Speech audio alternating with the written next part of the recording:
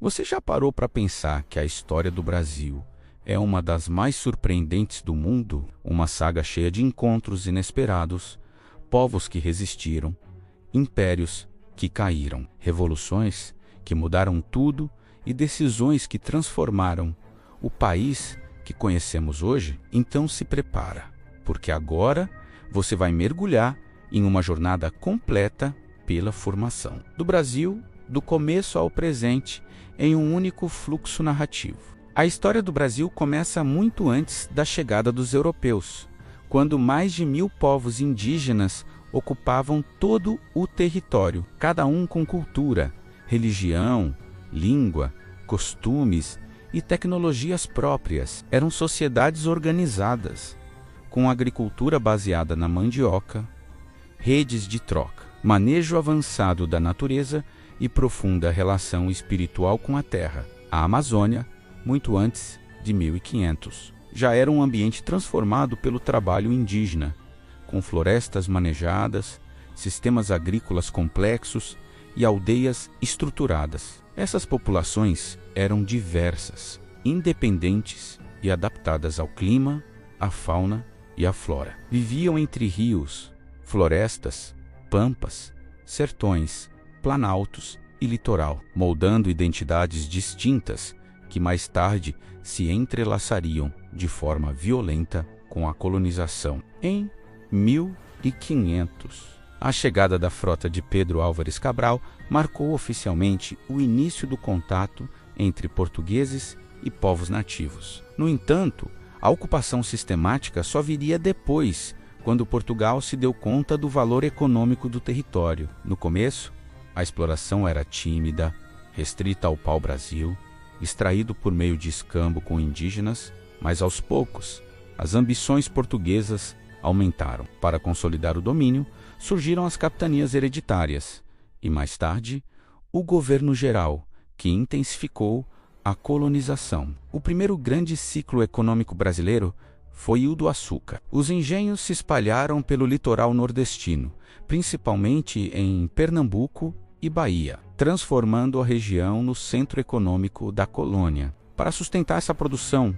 Portugal estabeleceu um dos maiores sistemas escravistas da história, trazendo milhões de africanos escravizados. Em 3 séculos, cerca de 4,8 milhões de africanos foram forçados a atravessar o Atlântico para trabalhar em lavouras, engenhos, minas e cidades brasileiras. Suas línguas, religiões, resistências e culturas moldaram profundamente a identidade brasileira, menos do samba, a culinária, das expressões populares, as festividades religiosas. A violência desse período deixou marcas profundas que estruturaram desigualdades que ainda ecoam no presente. A partir do século XVII, o açúcar enfrentou concorrência internacional. Revoltas internas, como a Guerra dos Bárbaros, a Revolta dos Beckman e a Resistência de Palmares,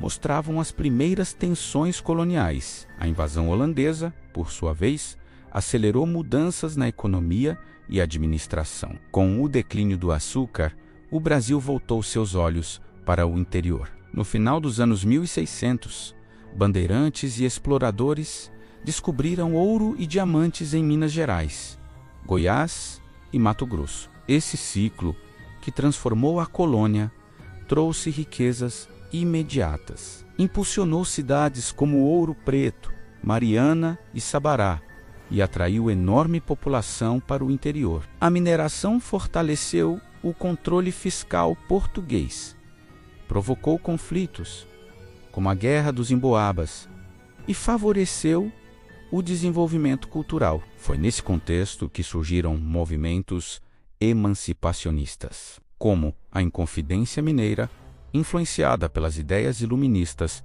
e pela independência dos Estados Unidos da América. Embora a tentativa tenha sido frustrada, simbolizou o início do desejo de autonomia política. Em 1808, um episódio mudaria radicalmente a história do Brasil: a vinda da corte portuguesa para o Rio de Janeiro, fugindo das tropas napoleônicas. Com a abertura dos portos e a elevação do Brasil a Reino Unido. O país se tornou centro do Império Português, ganhando instituições, imprensa, escolas, reorganização urbana e novo dinamismo econômico. Quando Dom João VI retornou a Portugal, deixou seu filho, Dom Pedro, como príncipe regente, pressionado pelas cortes portuguesas a voltar e recolonizar o Brasil. Ele proclamou independência em 7 de setembro de 1822. O Brasil nascia como império, com Dom Pedro I como líder. O primeiro reinado, no entanto, foi marcado por instabilidade política, conflitos entre grupos liberais e conservadores, disputas regionais e crise econômica. Em 1831, pressionado por revoltas e pela opinião pública, Dom Pedro I abdicou em favor de seu filho, que tinha apenas 5 anos. Seguiu-se o conturbado período regencial, marcado por revoltas que expressavam tensões sociais e regionais: cabanagem, balaiada, sabinada, revolta dos farrapos e outras. Para estabilizar o país, líderes políticos anteciparam a maioridade de Dom Pedro II, que assumiu o trono aos 14 anos. O segundo reinado trouxe relativa estabilidade política